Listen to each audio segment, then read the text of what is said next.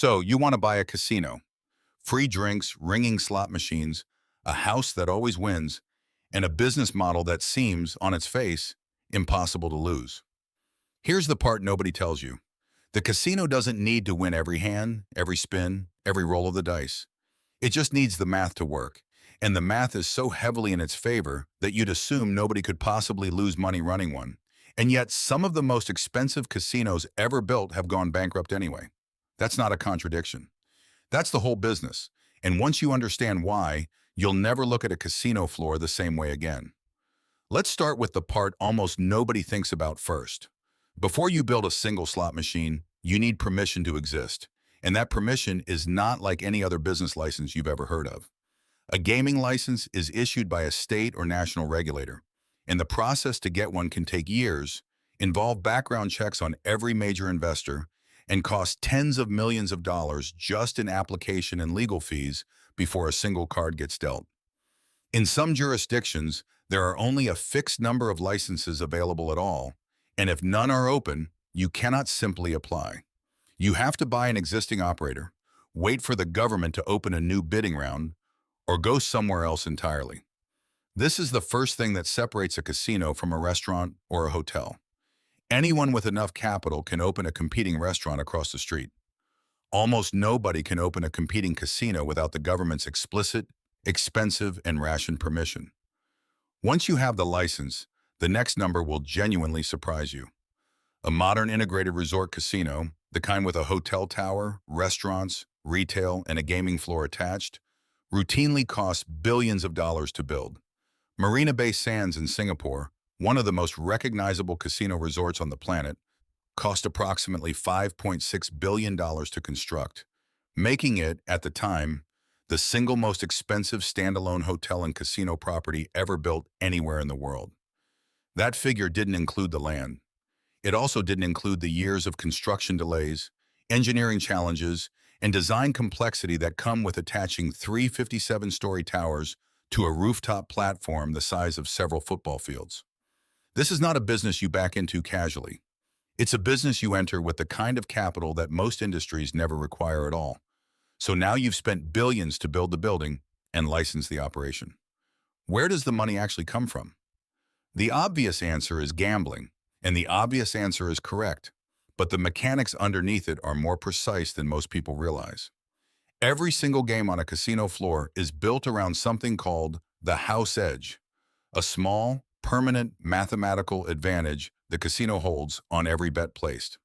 On American roulette, thanks to the addition of a double zero pocket, that edge sits at roughly 5.26%.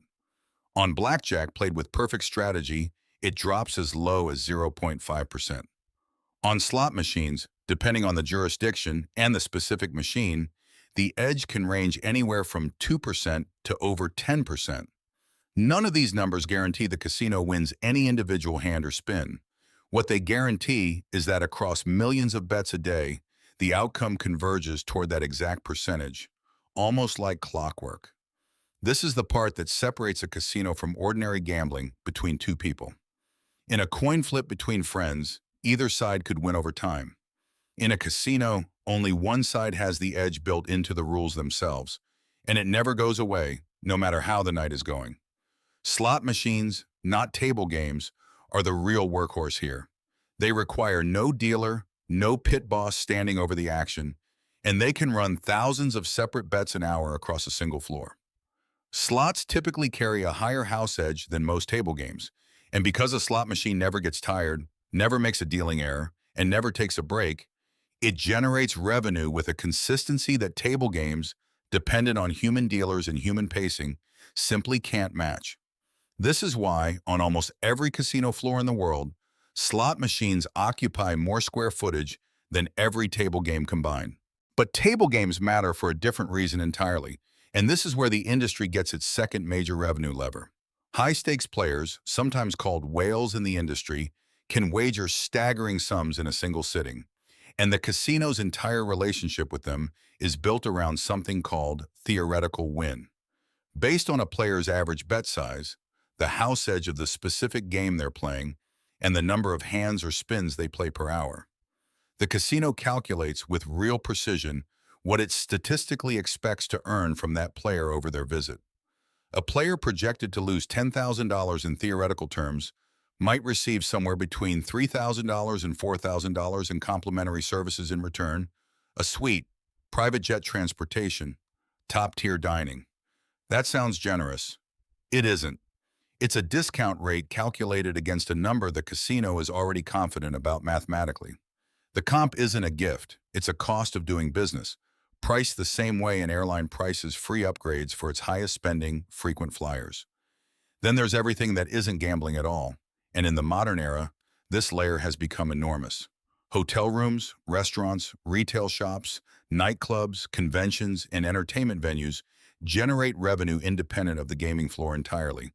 And at the biggest integrated resorts, this non-gaming revenue can rival or even exceed what the casino floor itself brings in. The logic mirrors what happens at an airport or a shopping mall. The core product draws the crowd. Everything surrounding it monetizes the crowd a second, third, and fourth time. A guest who loses $200 at blackjack might spend another $400 on a hotel room, a show, and dinner. And the casino profits from all of it, not just the gambling. That's the revenue side. And on paper, it looks unstoppable. Now here's the other side of the ledger, the part that explains why so many casinos, even massive, well-funded ones, still manage to fail. Start with taxes, because gaming tax rates vary enormously by jurisdiction, and they change the entire strategy of how a casino operates.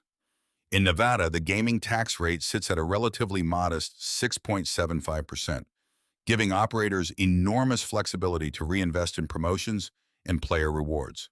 In Pennsylvania, the tax on table games can climb as high as 55%, a rate so aggressive that operators there are forced to lean heavily on slot revenue and non-gaming income just to make the math work.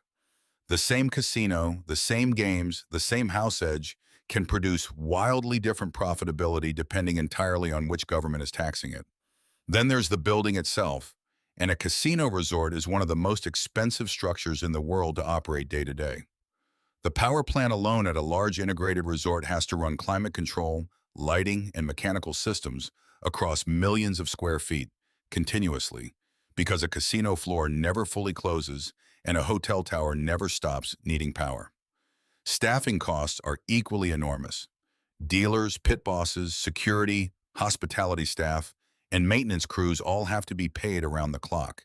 And in many jurisdictions, casino staff require their own government licensing and background checks, adding regulatory cost on top of ordinary payroll. None of these costs shrink on a slow night. The lights stay on, the staff still gets paid, and the debt service on a multi-billion-dollar construction loan comes due every single month, whether the floor is packed or empty. Here's the trap that has caught more casino developers than almost any other single factor. Just like an airport or a stadium, you start paying interest on construction debt the day the money arrives, not the day the doors open.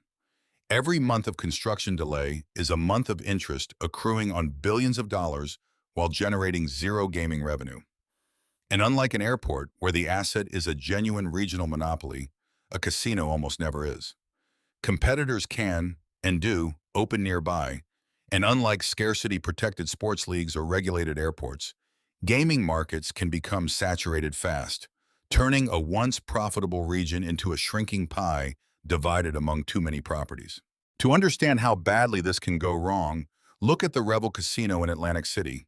Construction began in 2007, backed initially by a $1.25 billion commitment from Morgan Stanley, with the remaining balance eventually raised from other investors after Morgan Stanley pulled out and took a $932 million loss on its way out the door.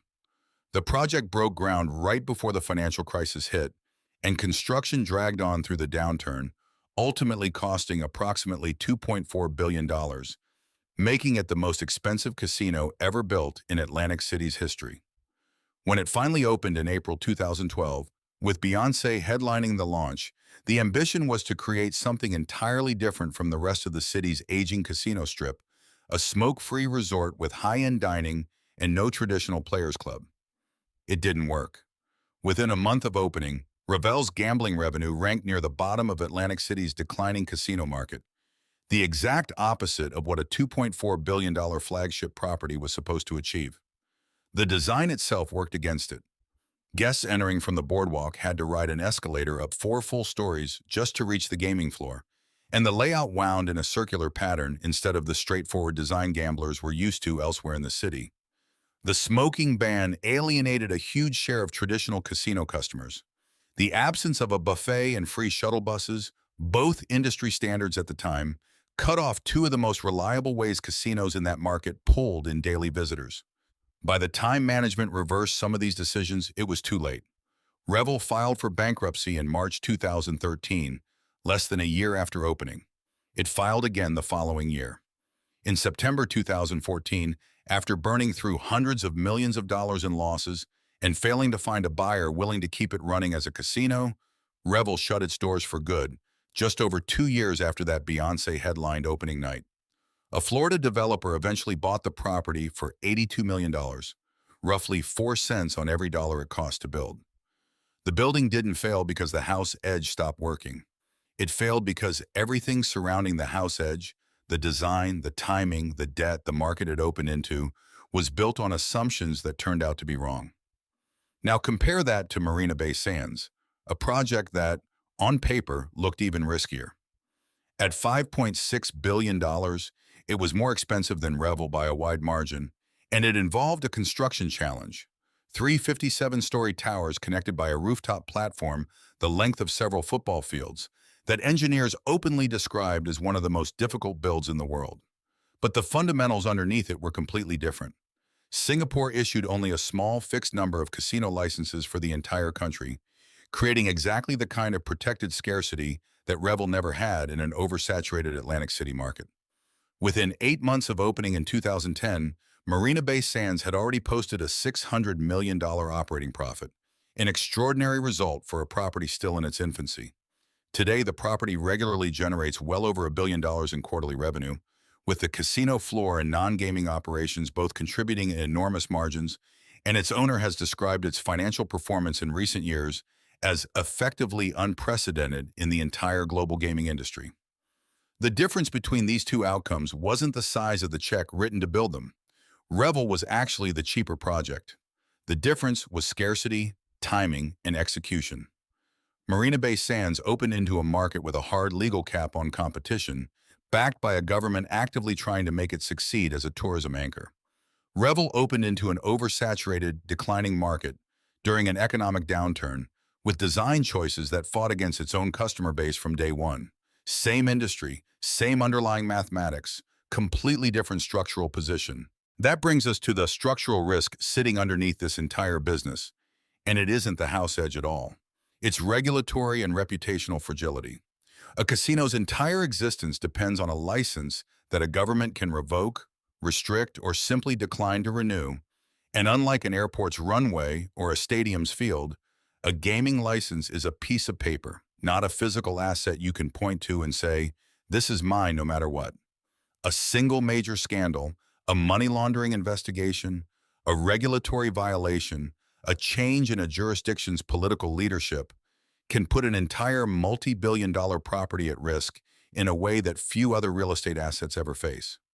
You are never just running a hotel with some slot machines in it. You are running a business whose foundational legal right to exist can be re-examined by regulators at any time. Zoom out across the entire industry, and the pattern becomes obvious. The casinos that thrive are almost never the ones that simply built the biggest, most impressive gaming floor. They're the ones that operate inside genuine scarcity, a limited license in a growing market, and that treat the gaming floor as the engine for an entire ecosystem of hotel, retail, dining, and entertainment revenue built around it. The casinos that fail are the ones that assume the house edge alone would carry a poorly timed, poorly designed, oversaturated project across the finish line. The math of the games was never actually the risk. It's the most reliable part of the entire business. Everything built around it is where the real gamble happens. And ironically, that's the one bet the house doesn't automatically win. So, does owning a casino actually work as a business? The honest answer depends entirely on the structure underneath it, not on how confident you are in the house edge. In the optimistic version, you secure a license in a market with genuine scarcity. You build in a location where demand is growing rather than saturated. And the gaming floor becomes the anchor for a much larger, higher margin ecosystem of hospitality and entertainment revenue, the way Marina Bay Sands did almost immediately. In the realistic bad version, you build an enormous expensive property into a market that's already crowded during a downturn with design decisions that misjudge your own customer base. And the house edge that was supposed to guarantee your success becomes almost irrelevant because nobody ever stayed long enough to lose to it. Revel had one of the best mathematical advantages in the world sitting on its casino floor. It went bankrupt twice anyway. That's the part worth sitting with. The house always wins the math. It does not always win the business. And the gap between those two things is exactly where casino fortunes are made and lost before a single card is ever dealt.